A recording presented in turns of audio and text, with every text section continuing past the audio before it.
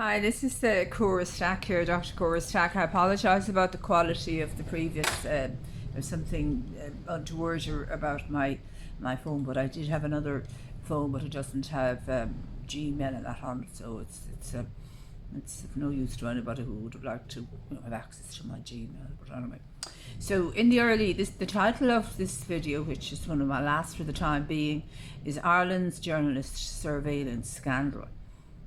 In the early 1980s, Ireland faced one of its darkest political scandals when two respected journalists discovered the government had been secretly spying on them. The journalists were Geraldine Kennedy of the Irish Times, as we all know, a lovely woman, and Bruce Arnold, an English lovely man as well, very honest, an English-born political correspondent. Their phones had been tapped, not because they were criminals, not because they were subversives, because they were reporting on leaks from inside government. The order came directly from the then Minister for Justice, Sean Doherty. Gardaí later confirmed there were no criminal suspicions, no security threat.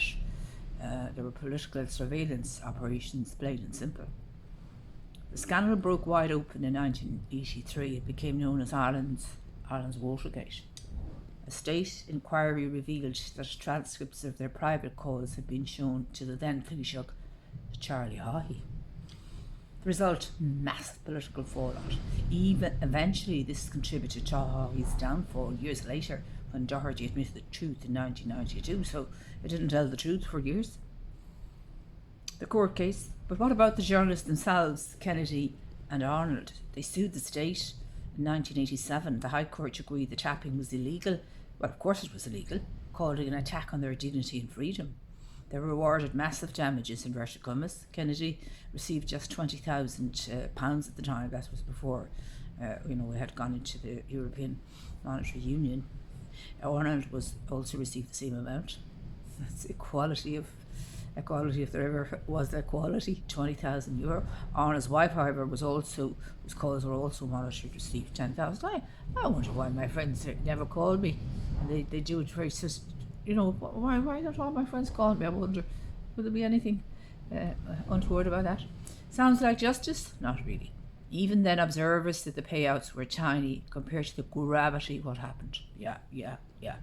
It's as if the judges were kind of afraid of the government, kind of thing. That there was a bit of fear there that maybe their promotions might be affected, or that kind of that might be an issue. And even though they're supposed to be separate branches of the the judiciary, to be branded as people the state had to spy on, that damage to their reputation could never be undone. Well, I'd hope the judiciary now would stand up against the government, because there was only one government, and their job is to stand up against the government, whichever government it is, and stand up for the people, not to be bloody well paymasters of the government.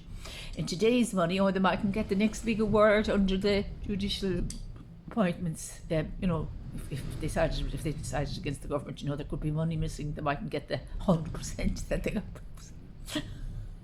The rest of us get 2%. Anyway, that's only it. I'm only just musing.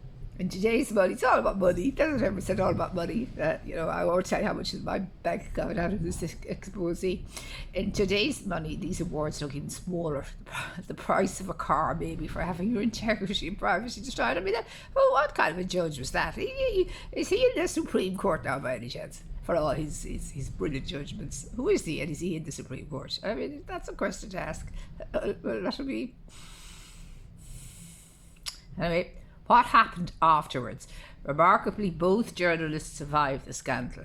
Geraldine Kennedy went on to become the first female editor of the Irish Times. Fantastic. Serving from 2002 to 2009. Bruce Arnold remained a respected, although sometimes controversial, commentator and author. He was like in the Conor O'Brien, or Conor Cruz O'Brien league, I suppose. He was a great fellow altogether, but no, he was like that.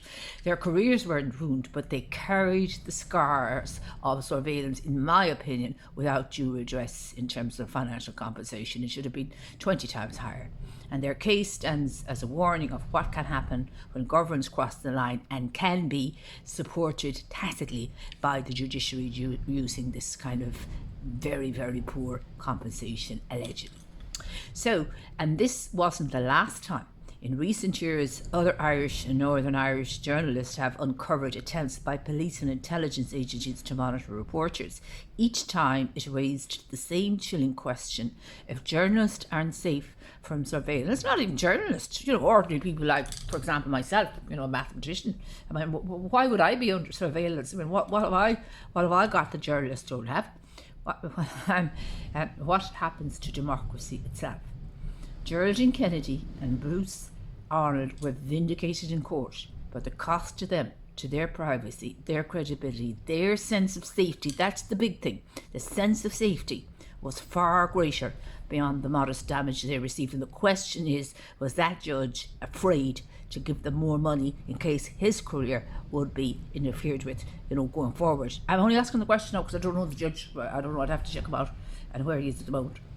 The surveillance scandal, these are the kind of issues that are, all these branches of the state are supposed to be separate, but the one is paying for the other, and, one the judicial, that kind of way, that, all about money, pay, and what's in your back pocket. That has to come out of the system. The judiciary are separate from the government and have to stand up to the government, a particular government, or if they don't, our country's in serious trouble. And they must know that now, because if they're listening to these lectures, I doubt if they are, but if anyone tells them about these law lectures, as they are, been quoted as the best law lectures in the country at the moment, based on the best research. The surveillance scandal is remembered as a turning point in Ireland's democracy history, but it's also a reminder freedom of the press is never guaranteed, and it shouldn't be bought. Or, they're afraid.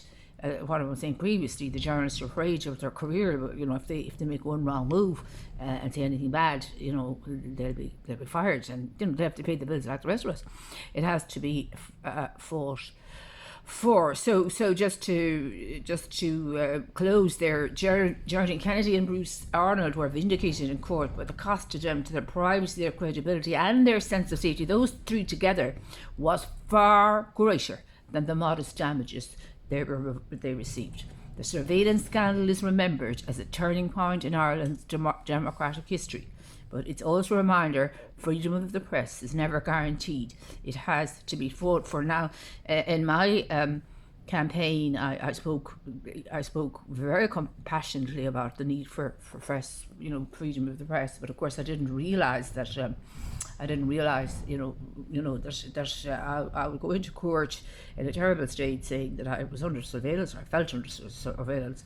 That was the first thing I said to Judge O'Higgins, and a reporter, a very senior reporter for the Irish Times, omitted it from her report. That was. I don't know. Would that be an act of omission? I don't know.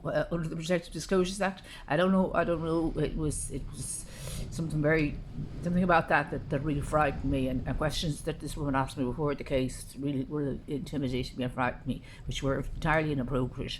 But I didn't know who she was at all. I certainly didn't know she was representing the Irish Times. She was diligent, very diligent. Was there any collusion between herself and the judge? I don't know if there was there, but one could ask the question. Was she giving him a kind of hint, or would there been a kind of code between her and the judge? If there was, I'm not even saying there is, but I'm just saying kind of the fact that she didn't report the allegations of surveillance. That's a very serious error on her part when she reported other things, which would have damaged, my credibility or the case, given more evidence for the case, like mootness. She outside, she was saying, "No, you'll never get in by a quarter to 12. You haven't hope of getting in by a quarter to 12." Who was she to say that to me? Who was I? And who was I representing? All these questions. I never knew. I said, "Who's this woman asking all these highly inappropriate questions?" Of course, I didn't know she was the legal correspondent for the Irish Times. But anyway, what she did, she reported most of it well, but what she omitted and what she included are highly questionable in terms of fair and biased and accurate reporting. And I feel the woman should be investigated, but it could have been just a deliberate error, or it could have been an oversight, or there could be more to it than meets the eye.